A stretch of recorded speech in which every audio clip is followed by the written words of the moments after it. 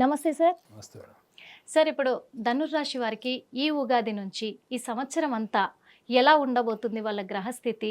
వాళ్ళు ఎలాంటి మార్పులు జరగబోతున్నాయి వాళ్ళ జీవితాలలో? అలాగే ఒకవేళ వాళ్ళ సమస్యలను ఎదుర్కోబోతున్నారంటే వీటికి పరిష్కారాలు ఎలా ఉండబోతున్నాయో మీరు వివరిస్తే బాగుంటుందనుకుంటున్నాను సార్. తప్పకుండా హిట్ టీవీ ప్రేక్షకులందరికీ కూడా విశ్వావసునామ సంవత్సర ఉగాది శుభాకాంక్షలు. ఈ శ్రేయభిలాషి మీ శ్రీనాగ్న ఆస్ట్రో సైకాలజిస్ట్. ధనుర్రాశి వాళ్ళకి చతుర్థ భావంలో వీళ్ళకి షడ్గ్రహ కూటమి ఏర్పడుతుంది. Okay sir.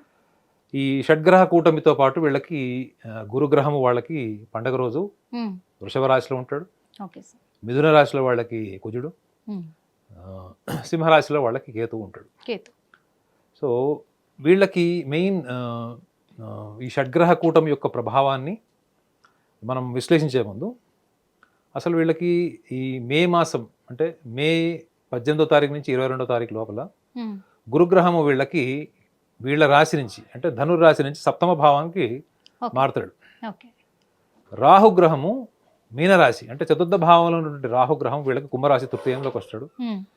అదే కేతు గ్రహం వీళ్ళకి ఇప్పుడు ప్రస్తుతం అయితే దశమ భావంలో ఉన్నాడు, భాగ్యంలోకి వస్తాడు అంటే 9ంటికి వస్తాడు.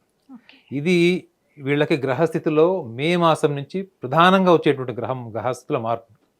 చతుర్థ భావంలో గ్రహకూటం ఏదో షడ్గ్రహ కూటం ఉందో అది వాళ్ళకి 3-4 డేస్లో అది చంద్రుడి యొక్క ప్రయాణం మేషంలోకి వచ్చిన తర్వాత మారిపోతుంది. కాలానుగుణంగా అంటే ఒక 3-4 నెలలు తీసుకుంటే అక్కడ కేవలం ఒక శనిగ్రహం తప్ప మిగతా అన్ని గ్రహాలు మారిపోతాయి అక్కడి నుంచి.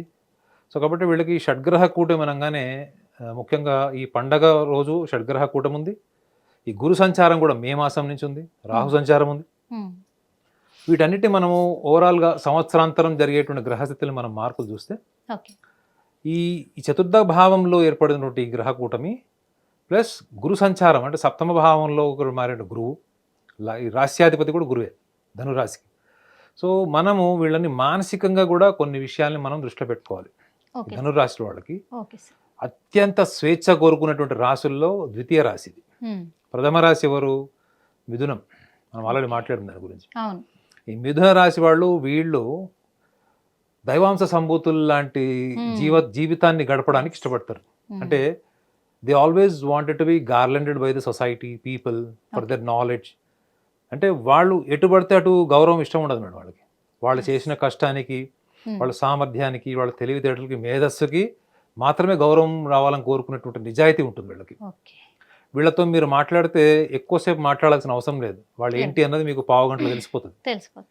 అట్ ద సేమ్ టైం ఈ ధనురాశిలో వాళ్ళకి ఎక్కువ స్వేచ్ఛని కోరుకోవడం వల్ల వీళ్ళు ఎక్కడ కూడా స్థిరంగా ఉండరు. ఎక్కువగా ఐడెంటిటీ ఇష్టపడతారు, అభినందనలు ఇష్టపడతారు. కాబట్టి వీళ్ళు చేసే ప్రతి పనిలో కూడా చాలా ఉన్నతమైనటువంటి పనులు చేయాలి, ఉన్నతమైన కార్యాచరణ, గొప్ప గొప్ప చదువులు చదవాలి, గొప్ప గొప్ప పదవులు అలంకరించాలి. వీళ్ళు రాజకీయాల్లో ఉన్నారనుకోండి, they want to go to the top. వీళ్ళు అకాడమిక్స్లో ఉన్నారనుకోండి, they want to choose the best university of the world. Employment అనుకోండి, they want to reach the highest designation in the particular domain. ఏ ఫీల్డ్లో ఉన్నా కానీ they always wants people to look at them అంటే ఇట్లా వాళ్ళని గౌరవంగా ఉన్నతంగా చూడాలనేటువంటి భావము వీళ్ళకి అంతర్లీనంగా పుట్టుకతో ఉంటుంది. ఇప్పుడు ఈ చతుర్థ భావంలో అంటే విద్యాస్థానము ఇవన్నీ వస్తాయి. విద్య, ఈవెన్ మాతృస్థానము, రియల్ ఎస్టేట్ వ్యాపారాలకు సంబంధించిన ఇన్వెస్ట్మెంట్స్, ల్యాండ్, గోల్డ్, ఇవన్నీ కూడా ఈ చిరస్థిరాస్తులకు సంబంధించినటువంటి ఇన్వెస్ట్మెంట్స్ అన్ని కూడా ఈ చతుర్థ భావంలో వస్తాయి. కానీ అందులో కూడా మిశ్రమ గ్రహ ఫలితాలు ఉన్నాయి. మిశ్రమం అంటే శత్రుస్థానానికి సంబంధించినవి, మిత్రస్థానానికి సంబంధించిన గ్రహాలన్నీ కూడా అందులో ఉన్నాయి. మరి వీళ్ళు విద్యార్థులుగా ఉన్నవాళ్ళు వీళ్ళందరూ కూడా విదేశాలకు వెళ్ళి చేయాలనుకుంటున్నప్పుడు సూచన ఏం చెప్పచ్చు అంటే, మీరు ఒక ఐడెంటిటీ కోసము కేవలం మీరు మీ పేరులో ఒక ప్రైడ్ అచీవ్మెంట్స్ రావాలి అనుకోవడంలో మీ మేధస్సు వేరు, గుర్తింపు కోసం మీరు చేసే ప్రయత్నం వేరు. రెండు సపరేట్ కదా మేడం. మీ ఇంటెలిజెన్స్ మీకు ఉంటుంది, కానీ ఈ ఇంటెలిజెన్స్ ని మీరు కేవలం ఐడెంటిటీ కోసము, లేకపోతే మీకు ఎన్విరాన్మెంటల్ ప్రొవొకేషన్ అంటే చుట్టుపక్కల వాళ్ళకి వచ్చింది నాకు కూడా రావాలి అనే కోణాన్ని మీరు మాత్రం విస్మరించాలి, వదిలేసేయాలి దాన్ని. వీళ్ళు పూర్తిగా నిజాయితీ. ఎందుకంటే వీళ్ళు ఒకసారి నిర్ణయం తీసేసుకునేటప్పుడు దాని గురించి దూరాలోచన, ప్రణాళిక, ఇన్ఫర్మేషన్ ఎక్కువ తీసుకోరు మేడం. చూడ్డానికి మాత్రం చాలా జీనియస్ కనపడతారు, కానీ ఆచరణకు వచ్చేటప్పటికి మనకి షాక్ అయిపోతారు. ఏంటి నేను ఏదో ఊహించుకున్నా, ఇదేంటి ఇంత మరీ చిన్నపిల్లలు కూడా ఇంత చిన్నగా ఆలోచించారు అనేటువంటి ఆలోచన కూడా ఉంటుంది. ఉంటుంది. సో వీళ్ళు అనుభవం నుంచి జీవితాన్ని గుణపాఠాలు నేర్చుకోవడం వల్ల అందులో వాళ్ళ తప్పుని వాళ్ళు స్వీకరించారు మేడం. మిథున రాశి తర్వాత ఒక డినయల్ మెకానిజం ఒకవేళ మీకు కనపడుతుందంటే ధనురాశి వాళ్ళకి కనిపిస్తుంది. దేనైనా తిరస్కరిస్తారు, దానికి కారణాలు పక్కన వాళ్ళ మీద చేసేస్తారు. సో ఈ డినయల్ మెకానిజం వల్ల వీళ్ళు ఆల్టర్నేటివ్ స్ట్రెంగ్త్ వీళ్ళు ఏం క్రియేట్ చేసుకుంటారంటే ఒక ఫిలాసఫికల్ టెండెన్సీ వీళ్ళు డెవలప్ చేసుకుంటారు. ఇప్పుడు మీరు సూటిగా ఒప్పేసుకున్నారు అనుకోండి మేడం, నా ఆర్థిక స్తోమత ఇంతే, నా వల్ల ఈ వైఫల్యం వచ్చింది అనుకుంటే దానికి మీకు వేదాంతం అవసరం లేదు, సూటిగా ఒప్పేసుకున్నట్టే. సో వీళ్ళు ముఖ్యంగా ఈ ధనురాశిలో జన్మించిన వాళ్ళు చాలా మంది కూడా అండర్ అచీవర్స్ లాగా మిగిలిపోవడానికి కారణం ఏది ఈ లక్షణమే. వీళ్ళకి ఎంత సామర్థ్యం తెలివితేటలు ఉన్నా కానీ అందరితో కలిసిపోయేటువంటి సామాజిక పరమైనటువంటి లౌకిక జ్ఞానం శూన్యం. మీకు ధనురాశిలో 10 మందిలో 8 మందికి ఈ లౌకిక జ్ఞానంతో వచ్చేటువంటి సమస్యలు, ప్రాపంచికపరమైన అవగాహనతో సంబంధించిన విషయాలు, వీటిని వీళ్ళు కేవలం థియరటికల్గా తెలుసుకోవడానికి యూట్యూబ్లోనో గూగుల్లో తెలుసుకోవడానికి ఇష్టపడతారు తప్ప they are not really prepared to experience what all which is more influential and which is more productive for these people. వీళ్ళు ప్రతిదీ కూడా ఊహాత్మకంగా ఇన్ఫర్మేషన్ ద్వారా తీసుకోవడానికి ఇష్టపడతారు. ఈ లక్షణం ఎందుకు చెప్తున్నానంటే వీళ్ళకి రాశ్యాధిపతి చతుర్థాధిపతి అయినటువంటి గ్రహము గురుగ్రహం మిథున రాశిలోకి మేలు వస్తాడు, తృతీయంలో రాహు. సో వీళ్ళకి కుటుంబపరమైనటువంటివి, ఆస్తి తగాదాలు, కోర్టు కచేరీలు, తల్లిదండ్రుల ఆస్తులు, వీటికి సంబంధించినవి, జీవిత భాగస్వామికి సంబంధించినటువంటి విషయాలన్నీ కూడా ప్రధానంగా ముఖ్యంగా వీళ్ళకి ఈ జూన్ మాసం నుంచి వీళ్ళకి ఎఫెక్టివ్ ఉంటాయి మేడం. జూన్, జూలై, ఆగస్ట్ వీళ్ళకి మాత్రం కొంచెం ఇబ్బందికరమైనటువంటి వాతావరణము, వీళ్ళు నిర్ణయం తీసుకోలేనటువంటి పరిస్థితులు ఎంత ప్రేరేపించినా కానీ ఒత్తిడిని తీసుకొని అంతర్లీనంగా పెట్టుకుంటారు తప్ప ఆ ఒత్తిడిని బయటకు తీసేటువంటి ప్రయత్నం చేయరు. రెండోది వీళ్ళు ఆర్థిక పరమైనటువంటి లావాదేవీలు, షేర్ మార్కెట్స్లో కానీ, గోల్డ్లో కానీ, ల్యాండ్స్లో కానీ వీళ్ళు ఇన్వెస్ట్మెంట్ చేయడానికి కూడా ఈ 3 మాసాలు వీళ్ళకి అడ్వైజ్డ్ కాదు. ఫస్ట్ ఆఫ్ ఆల్ అయితే వీళ్ళకి మోస్ట్ అంటే వాయిదా వేసుకోవడం మంచిది. వీళ్ళకి సెప్టెంబర్ అంటే ఆగస్ట్ ఎండింగ్, సెప్టెంబర్ నుంచి వీళ్ళు ఏదైతే వీళ్ళు గతంలో వీళ్ళు అనుకున్నారు, గతంలో ఆల్రెడీ వీళ్ళకి ప్రాపర్టీకి సంబంధించినటువంటి ఇష్యూస్ ఉన్నాయో, ఫ్యామిలీ డిస్ప్యూట్ ప్రాపర్టీస్ ఉంటాయి చూడండి, వీటికి సంబంధించినవి ఉంటాయో, ఇవన్నీ కూడా వీళ్ళకి ఒక కొలిక్కి వచ్చి ఒక క్లారిటీకి వచ్చేటువంటి అవకాశాలు వీళ్ళకి ఉంటాయి. వీళ్ళకి బెస్ట్ టైం ఏది అంటే మాత్రం ఈ సెప్టెంబర్ నుంచి స్టార్ట్ అయ్యేటువంటి పీరియడ్.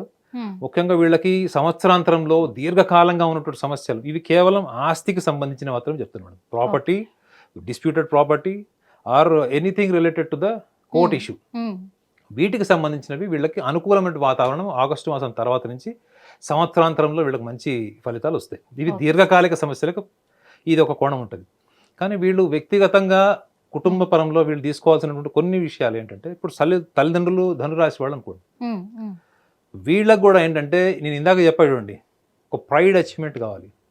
మీరు మీ పిల్లవాడికి ఉన్నతమైనటువంటి గుర్తింపు రావాలి, ఉన్నతమైనటువంటి పేరు రావాలని మీరు కోరుకోవడం తప్పలేదు. కానీ వాళ్ళకి ఆ సామర్థ్యం ఉందా లేదా మీరు చూడాల్సినటువంటి సందర్భం కూడా ఇప్పుడు వాళ్ళని మీరు పుష్ చేస్తారు, ప్రొవోక్ చేస్తారు, వాళ్ళ కోసం వాళ్ళు ఒక ట్రాక్లో వెళ్తున్నారంటే మిగతా ఏరియాస్లో వాళ్ళకి వదిలేయడం. ఇట్లాంటి తల్లిదండ్రులుగా మాత్రం ధనురాశిలో జన్మించిన వాళ్ళు వాళ్ళ ఆలోచనల్ని పిల్లల మీద ప్రభావితం చేయడానికి మాత్రం ఇది కరెక్ట్ పీరియడ్ కాదు. కాకపోతే వాళ్ళ ఎబిలిటీ ఎంత, పిల్లల ఎబిలిటీ ఎంత ఉంది, వాళ్ళు చేయగలిగేటువంటి సామర్థ్యం నిజంగా ఉందా అన్న విషయాన్ని కూడా గ్రహించాలి. ప్లస్ వీళ్ళకి కొంత మొహమాట వైఖరి, ఇంట్రోవర్ట్ నేచర్ కూడా ఉంటుంది. సో వీళ్ళు దాన్ని పోగొట్టుకోవడానికి కూడా వీళ్ళు ప్రయత్నం చేస్తే తీసుకునే నిర్ణయంలో దూరదృష్టి పెరుగుతుంది మేడం. వీళ్ళకి లాంగ్ టర్మ్ బేస్డ్ ప్లాన్స్ వీళ్ళకి తక్కువ ఉంటాయి. వీళ్ళు షార్ట్ టర్మ్ గోల్స్ ఎక్కువ పెట్టుకుంటారు. వాటినే వీళ్ళు చాలా కన్ఫ్యూజ్డ్ స్టేట్లో అచీవ్ చేస్తారు. One of the most confused రాశి ఏదైనా ఉంది అంటే ధనురాశి. మీరు వాళ్ళ డేట్ ఆఫ్ బర్త్ అడిగితే వాళ్ళు ఫస్ట్ ఇచ్చే డేట్ ఆఫ్ బర్త్ మళ్ళీ సెకండ్ టైం ఆలోచించుకుని ఇచ్చే డేట్ ఆఫ్ బర్త్ కూడా చేంజ్ ఉంటుంది మేడం. అంత కన్ఫ్యూజ్డ్ ఉంటారు. ఎందుకు అంటే ఎప్పుడు మల్టీ డైమెన్షనల్ థాట్స్, ఒక పని నుంచి ఇంకో పని నుంచి పొద్దు నుంచి 100 పనులు చేస్తారు. సో ఇన్ని యాక్టివిటీస్ పెట్టుకోవడం వల్ల ఒక యాక్టివిటీ నుంచి ఇంకో యాక్టివిటీకి షిఫ్ట్ అయ్యేటప్పటికి ఇది మెమరీ తగ్గిపోతుంది. సో ఇది స్టూడెంట్స్ గుర్తుపెట్టుకోవాలి. ఎందుకు చెప్తున్నానంటే ఇది మెయిన్ స్టూడెంట్స్ గుర్తుపెట్టుకోవాలి. స్టూడెంట్స్లో మోర్ దాన్ 60% వాళ్ళకి నేను ఈ పని చేస్తే ఏం పేరు వస్తుంది, నాకు ఎంత గౌరవం పెరుగుతుందన్న ఆలోచన ఎక్కువ ఉంటుంది తప్ప వాళ్ళు చదువుకి సంబంధించిన ప్లాట్ఫామ్ ఏంటి, రేపు పొద్దున కెరియర్ ఏంటి అనే లాంగ్ టర్మ్ గోల్స్లో వీళ్ళకి క్లారిటీ ఉండదు. ఇది పేరెంట్స్ గమనించాలి. ఇది కనుక గమనించలేదో, ఎందుకంటే మెయిన్ ప్రధానంగా విద్యార్థులు, విదేశాల్లో చదువుకునే వాళ్ళు, ఈ ల్యాండ్స్లో ఇన్వెస్ట్ చేసేవాళ్ళు, గోల్డ్ బిజినెస్ చేసేవాళ్ళు, వీళ్ళందరికీ ఎక్కువగా ఈ గ్రహస్థితిలో వచ్చేటువంటి మార్పులు ప్రతికూల అనుకూలమైన వాతావరణాన్ని క్లియర్గా చూపిస్తుంది. Okay sir. ఎందుకంటే మరి ధనుర్రాశి వాళ్ళకి కొంచెం వాళ్ళు సమస్యలు ఎదుర్కోబోతున్నారు కాబట్టి మరి వీళ్ళకు కూడా మీరు ఎలాంటి సూచనలు ఇస్తారు?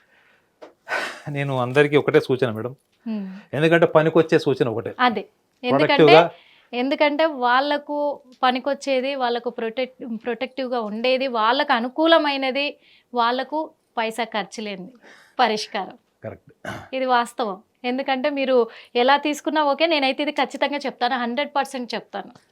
మీ మీ ఆడియన్స్ కూడా చెప్తే బాగుంటుంది, ఖచ్చితంగా చెప్తారు సార్, ఖచ్చితంగా మీ చెప్తారు, వ్యూవర్స్.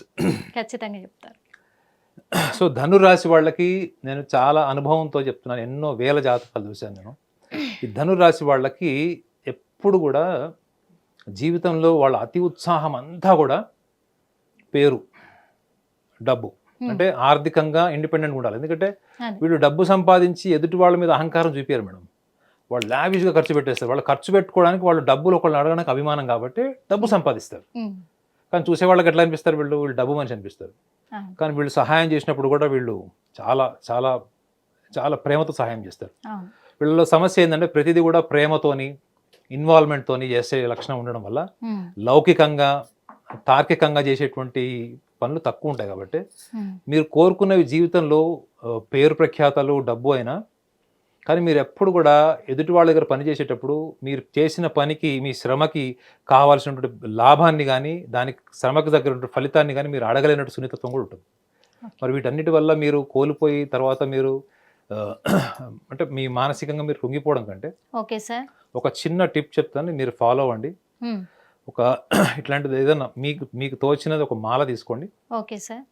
ఈ మాల తీసుకున్నప్పుడు మనం మంత్రం చదువుతామా, లేకపోతే మనం ఏదన్నా ఆలోచన, ఈ బీట్కి సంబంధించినటువంటిది మనం మూమెంటం స్టార్ట్ చేస్తాం చూడండి. ఇక్కడ ఈ మాల మీరు ఎప్పుడైతే మీరు మూమెంటం స్టార్ట్ చేస్తారో, ఇట్లా మూమెంట్ స్టార్ట్ చేస్తారో, ఈ మూమెంట్ స్టార్ట్ చేసినప్పుడు మీరు ఈ యొక్క ఈ ఇండెక్స్ ఫింగర్ నుంచి మీకు థంబ్, ఈ బొటన్ వేలు నుంచి చూపుడు వేలు, ఈ రెండిటికి సంబంధించిన స్పర్శ, ఈ స్పర్శతో పాటు ఈ బీట్స్ని మీరు కౌంట్ చేయడం.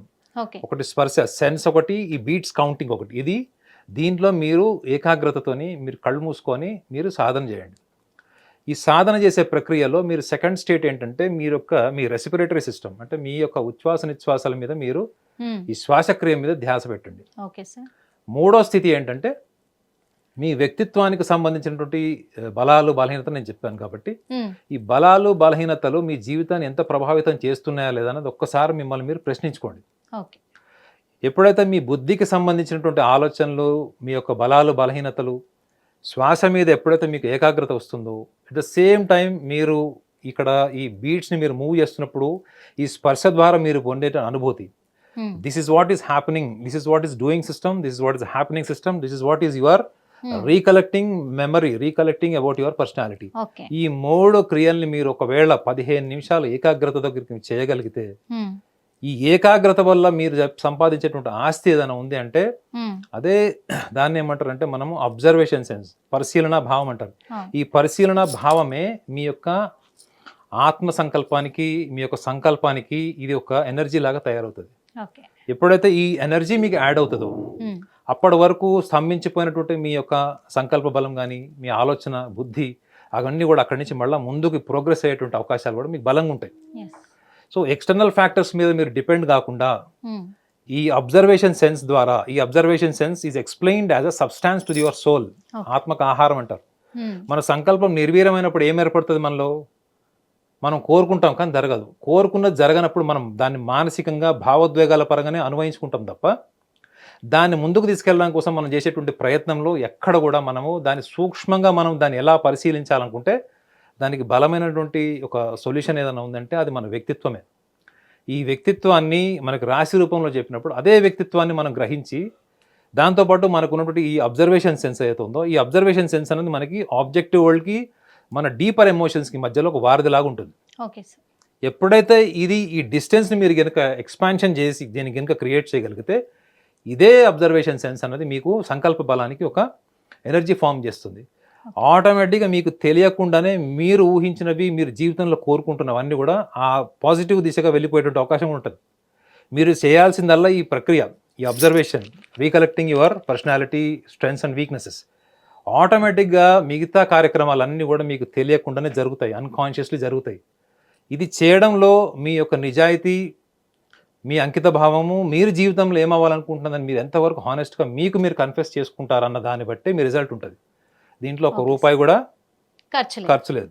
అవును సార్. కేవలం మీ పట్ల మీకు ఎంత నిజాయితీ ఉంది, మీ యొక్క వ్యక్తిత్వం పట్ల మీకు ఎంత అవగాహన ఉంది, ఎక్కడో తిరుగుతున్నటువంటి మనసు, బుద్ధి, ఆలోచన ఇవన్నీ కూడా మీ శరీరానికి ఎంత దగ్గరగా వస్తాయో, మీ శరీరంతో ఎంత కలిసిపోతాయో, అంతే ఈక్వల్గా మీ సంకల్ప బలం కూడా అంత ముందుకు వెళ్ళి అడుగులు వేస్తూ మీ యొక్క జీవితంలో మీరు సాధించాలనుకున్నటువంటి వైపు తీసుకెళ్ళడమే కాకుండా మీకు సక్సెస్ని కూడా క్రియేట్ చేసేటువంటి అవకాశాలు ఉంటాయి.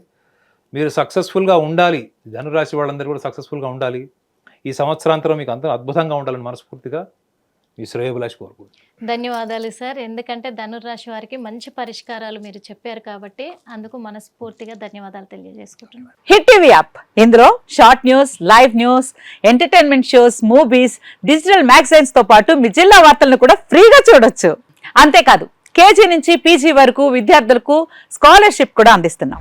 ప్రతి వారం 10 మందికి లక్కీ డ్రా ద్వారా ఒక్కొక్కరికి 10,000 రూపాయలు అందిస్తున్నాం. ఇంకెందుకు ఆలస్యం, వెంటనే హిట్ టీవీ యాప్ ని డౌన్లోడ్ చేసుకుని ఫ్రీగా ఎంటర్టైన్మెంట్ పొందండి. Hit TV app. Hit TV app.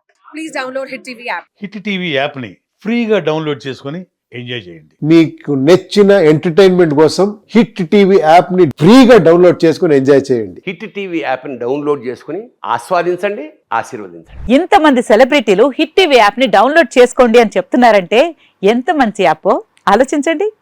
America America America అమెరికాలో చదవాలనుకునే వాళ్ళకి విశ్వసనీయమైన పేరు మన శౌర్య consultancy. UK Law 1 Year Masters. UK Law 1 Year Masters. 2 years work permit up to 5 years visa. Contact Saurya Consultancy. Contact 89851 89851.